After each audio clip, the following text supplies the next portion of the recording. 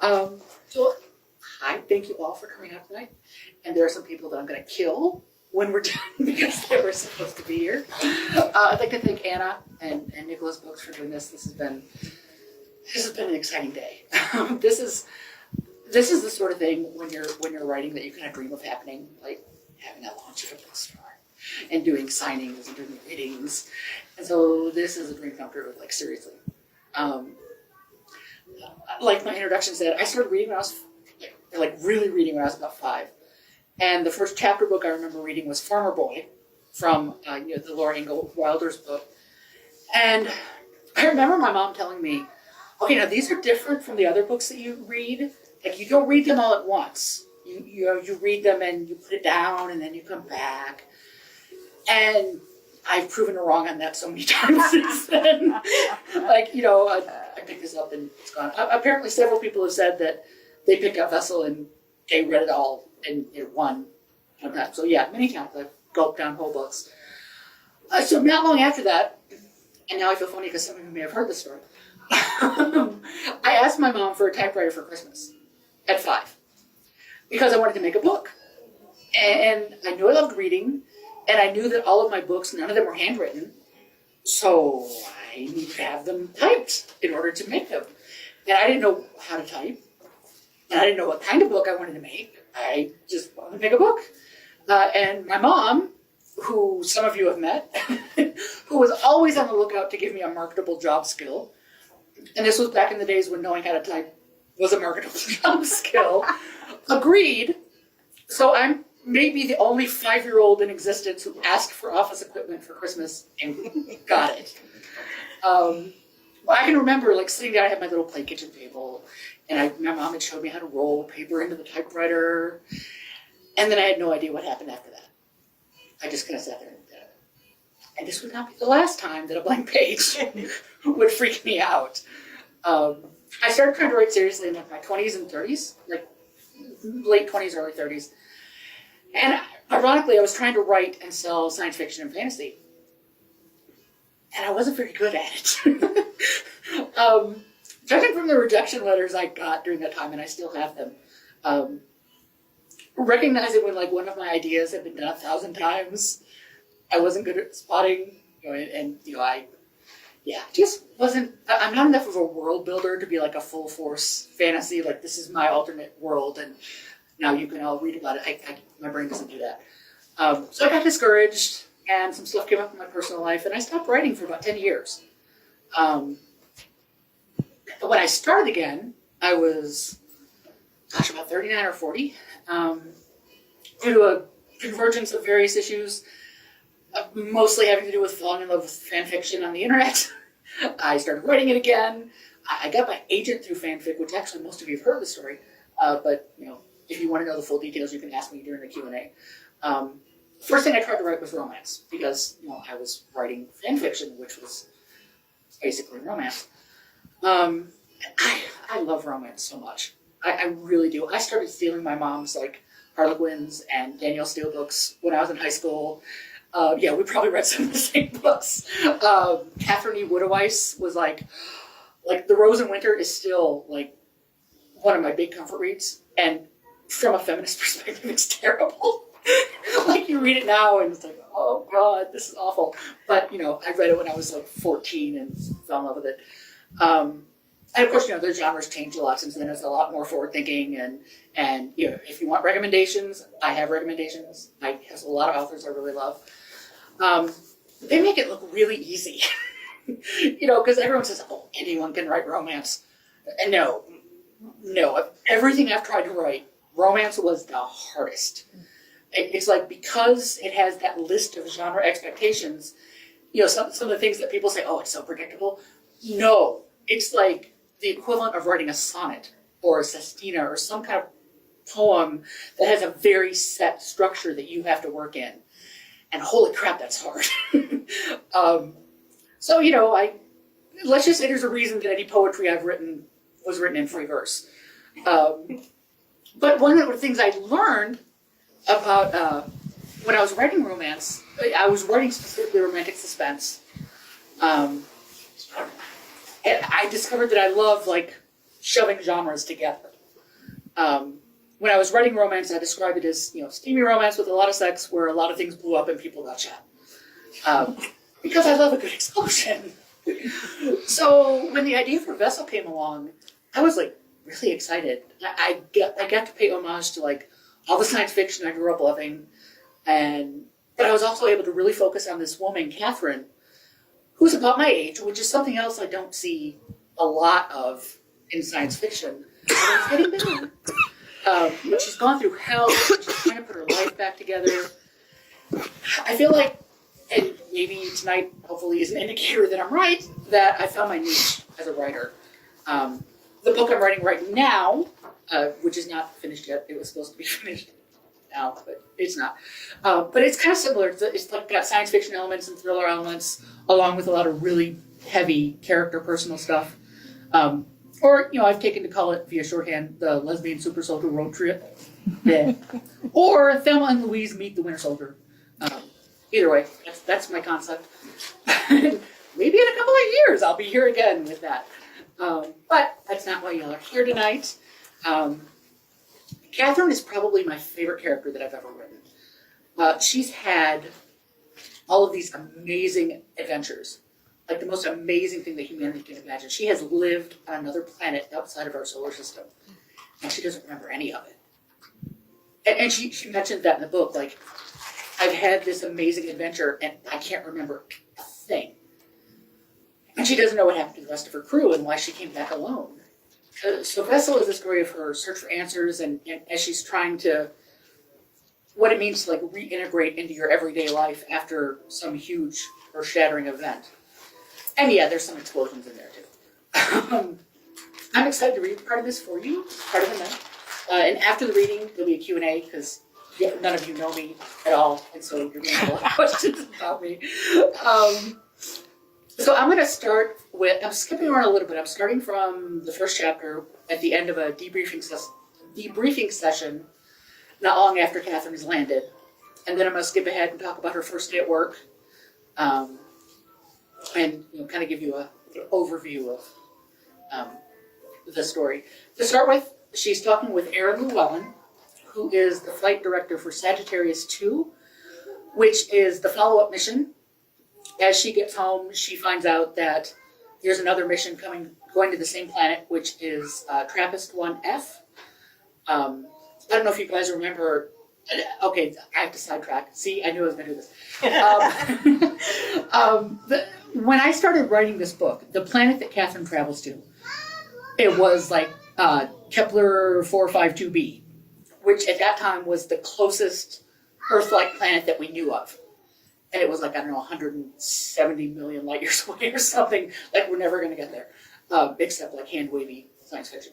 But as I was writing the second draft, NASA did this huge press conference saying, we've discovered this new solar system and there are 5 planets in it that could be habitable. And so when I wrote the second draft, I rewrote it and had to come up with an entirely new atmosphere for the book. I had to come up, I had to come up with all the science of what they thought they knew about the TRAPPIST planets, which wasn't a lot when I wrote the book. So at this point, all the science, it might be totally, they may have totally different conjectures now. But so yes, so you guys are here just in time for the reading. So this is the briefing after she just landed, and Erin Llewellyn is the flight director. The second mission that she's just come home in time to help with, and Cal Morganson, who is his second in command, and a pain in the ass. Sorry, I probably shouldn't editorialize my characters. All right, so here we go. Erin Llewellyn started. You said in prior briefings that you have no memory of all the time between roughly mission day 865 and mission day 1349, a gap of 484 days. Is there still absolutely nothing you recall from that time period? No, Catherine answered, wishing she could say otherwise. Well, tell us the last thing you remember before the gap and the first thing after, Llewellyn said. You can do this, which is what I've been saying all day. Would this be the time she remembered something new? The mission was going as planned. We were on schedule, traveling through Herb Prime, and the plant experiments were going well. The last clear memory I have was of a conversation with Commander Ava Gudzenko about adjusting our ETA, since we seemed to be ahead of schedule. That was sometime around mission day 865, because Commander Gudzenko commented on it in the ship's log. The logs were the only reason she knew for certain that they'd even reached the TRAPPIST-1 system, but the entry stopped shortly before they landed. And the first thing after the gap? Catherine shook her head. It's like waking up from a dream. There are snatches of memory, doing some of the planned experiments, making a meal. Day 1349 was the first day that it really came to me that I was alone and that I shouldn't be. I felt the ship's mission clock must have been wrong, but there was so much evidence on board that we'd landed. The habitat module wreckage, the depletion of supplies, the missing rovers. That's when I realized things were terribly wrong. She could still feel that panic clawing at her mind even 6 years later. How she'd run blindly from one crew quarters to another, praying she'd find her missing colleagues there. Every time she sat down to retell her story in yet another debrief, there were ghosts behind her, pushing at her, needing her to tell their story as well. But how could she tell their stories when she couldn't even remember her own? The questions came from both men now, fast and hard. And so nothing out of the ordinary was going on before Sagittarius left the wormhole? Nothing that was kept out of the logs? No, sir. You have no memory of mission day 1137 or the circumstances around it? Nothing about what happened to the rest of the Sagittarius crew? No, sir. I wish I did. God, I wish I did, she thought. How can I ever face Ava's kids and tell them I don't know what happened to their mom?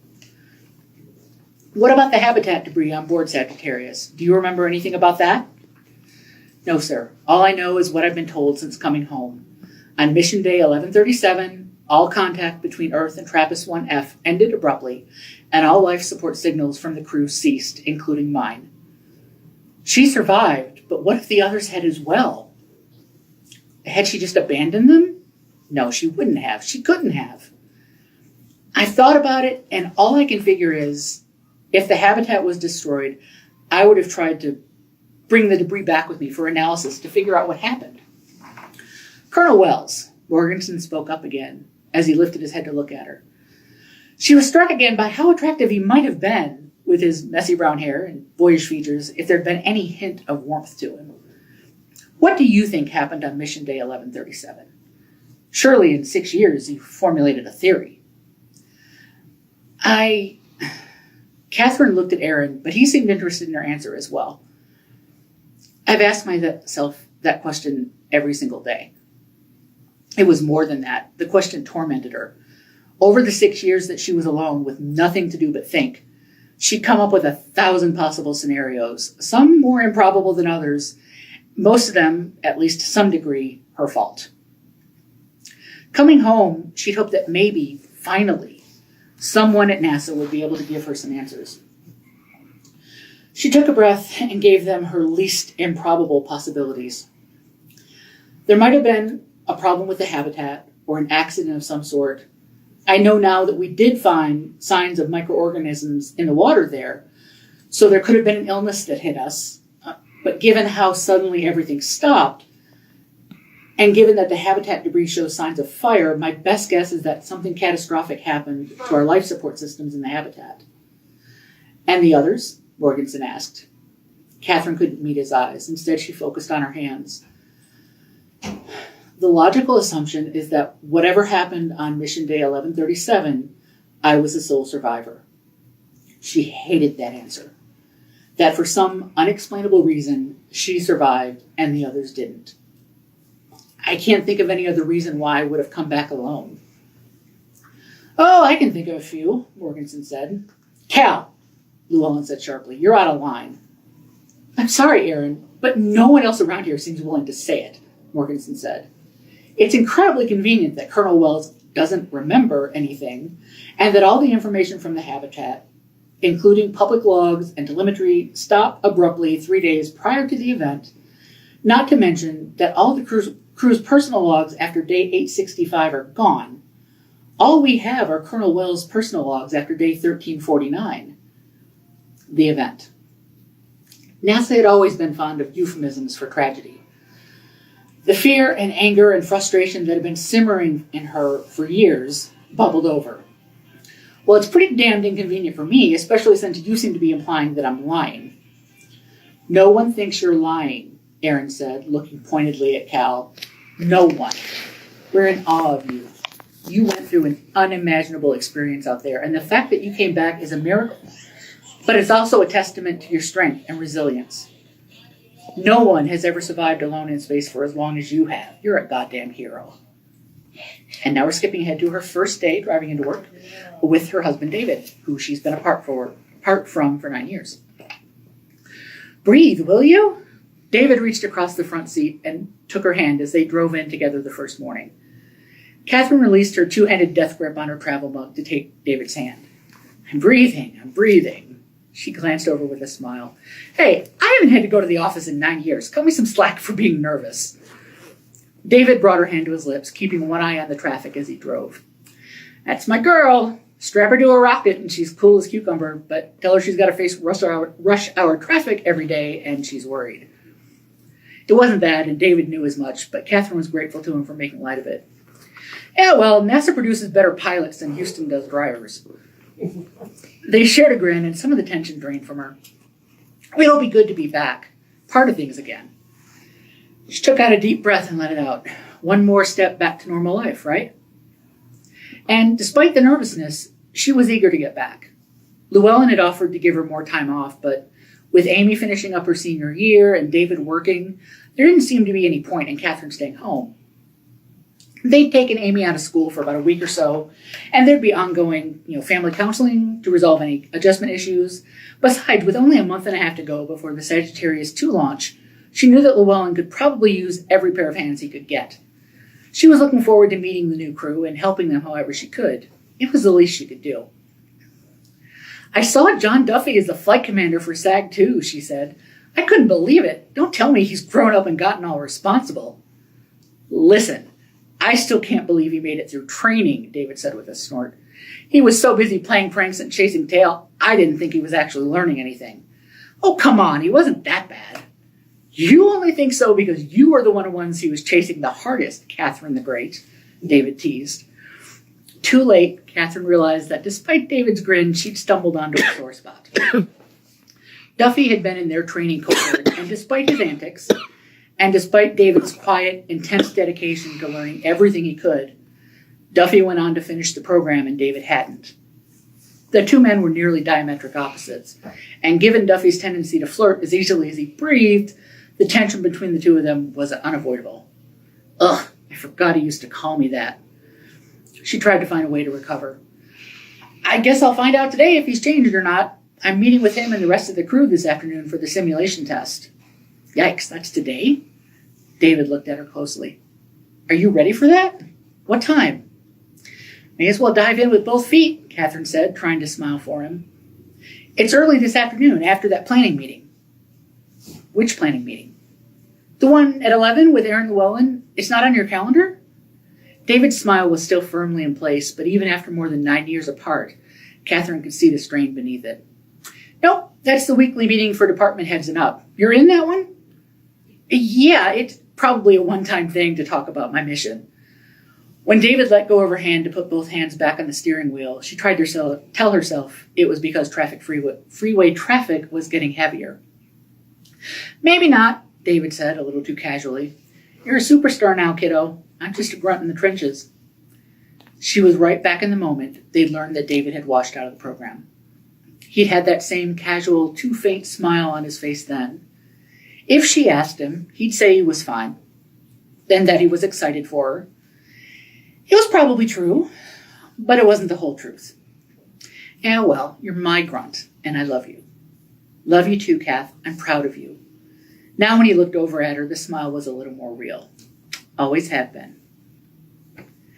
JSC was one of those places that never changed, even while in a constant state of flux. The displays were different, the faces were different, but even if she'd been dropped in the middle of the hallway, Catherine would have known where she was. She found her office without difficulty, a small blank space with a desk, a computer, and a decent-sized window. The planning meeting was something new, a glimpse behind the scenes that she'd never had before. The only crewman there was John Duffy, and he gave Catherine a quick wave as they sat down. She knew, of course, that there were immensely detailed logistics that went into every NASA meeting, or every NASA mission. But listening to the others go over the minutiae of weight limits, fuel calculations, supply needs, etc., it seemed a miracle they'd ever gone into space to begin with. When the meeting ended, Duffy made his way over to her before she could leave the conference room. He came forward with an outstretched hand, and when she took it, he pulled her into a hug. "Here's our hero," he said with a grin. "Oh, God, no," Catherine said, grimacing. "Don't start that." "I damn near did a dance in my living room when I heard you'd come back," he said, finally letting her go. "It was bad enough to lose Ava and the others, but not Catherine the Great." Duffy eyed her closely. "How is it, being home?" "It's weird, but good. Come on, we've got time for a cup of coffee before we have to meet the crew."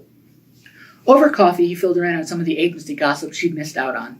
Who was jockeying for a promotion, who was probably sleeping with whom, all the things the briefings left out. "We did learn a few things from Sagittarius 1 before the event," Duffy said. "Mike Ozawa figured out pretty quick that we were receiving the data, but you weren't getting our return messages. So we got the engineers working on it. They think they've got it resolved. Guess we'll find out in a couple of years." "Road testing new equipment is always exciting." "Tell me about it. That's the problem with what we do, Kath. There's only so much they can do to recreate actual conditions on the ground." "You know, it's nice talking to another astronaut again," Catherine admitted. "Someone who gets it." "Catherine, I don't know if any of us can really get what you went through," Duffy said, playing with the stirrer in his coffee. "You've been there, though. You get that, being alone." Catherine had expected the feeling of aloneness would stop once she was home, but it lingered like a bad smell. Even though she was home, sometimes it felt like David and Amy weren't really seeing her when they looked at her. Maybe that was because she still didn't quite know who she was now. Here at NASA, she'd been part of a unit, her crew. It felt weird to make a decision without running it by Ava, or to get through a day without Richie saying something to make her laugh. It was like missing limbs. "Yeah," Duffy said quietly. "I do get that. I'm sorry." Catherine smiled at him with a tight expression, fighting to keep her eyes dry. "Yeah, I am too." She changed the subject. "How is it being flight commander? How's your crew?" Now it was Duffy's turn to grimace. "Oh, God, they're young. They're so young. I hate them." She laughed and then listened as he went on to give her some background on each of them. By the time they walked toward another, smaller conference room together, she felt as if they were already familiar to her. Now we're jumping again. After she goes to the simulation, you want to find out what happens in the simulation? You get to read the book. Sometime after lunch, there was a knock on her office door. "Catherine?" The last person Catherine expected to see, Maggie. Why is she here? With Maggie working here too, Catherine knew they'd run into each other sooner or later. She didn't expect Maggie to come find her. Bracing herself, she said, "Come on in." Maggie poked her head through the door. Although she was roughly Catherine's age, she looked younger and had long blonde hair that was always styled perfectly. Catherine used to admire that about her, but now it was just intimidating. "I heard what happened with the simulation and wanted to check on you. Is everything okay?" This would be so much easier if Catherine could hate her. "Thanks, I'm fine." "Oh, God, people aren't making a big thing out of it, are they?" "No, don't worry about that." When Catherine gestured, Maggie came in and shut the door behind her, sitting in the chair across from Catherine's desk. "My team had a hand in the sim, so we got the reports afterward." She hesitated and then said, "I know they're using you as a resource for Sagittarius 2, but don't let them put too much pressure on you." "I won't," Catherine said faintly. "Besides, what would they have done if I'd stayed dead?" What would you have done, Maggie? She thought. But that wasn't fair of her. Maggie must have caught the edge in Catherine's question. A furrow appeared in her brow. I wanted to say, I don't have to go to Amy's graduation party this weekend if it's too awkward for you. Catherine paused. A piece of her wanted to take Maggie up on the offer, to tell her to stay away. But the rational part of her knew that wasn't fair, to Maggie or Amy. No, you should come. You were there for her in high school. It wouldn't be right for you to miss it. Maggie leaned forward and looked her in the eye. I'm not going to say this isn't hard or isn't weird. I care about David and Amy. I miss them. I can't say I'm sorry for what happened. We were all doing the best we could. I know. The difference was, Catherine's best involved 6 years alone in a ship designed for a full crew, alone and terrified and not sure she'd ever make it home. Maggie's best involved sleeping with Catherine's husband and raising Catherine's child. Stop it. That is not going to help anything. Instead, she took a deep breath. I didn't get to say thank you. I know you did a lot for Amy. She needed a mom. She's a great kid. Maggie gave her a sincere smile. She's a pleasure to be around. But if you need me to back away a little... No. Catherine shook her head. This was one of the hardest conversations she'd had since coming home. Please don't. She still needs you. I'm sure she still feels more comfortable confiding in you than in me. More than anything, she wanted her daughter back, but pushing away someone Amy had come to rely on wasn't going to help that.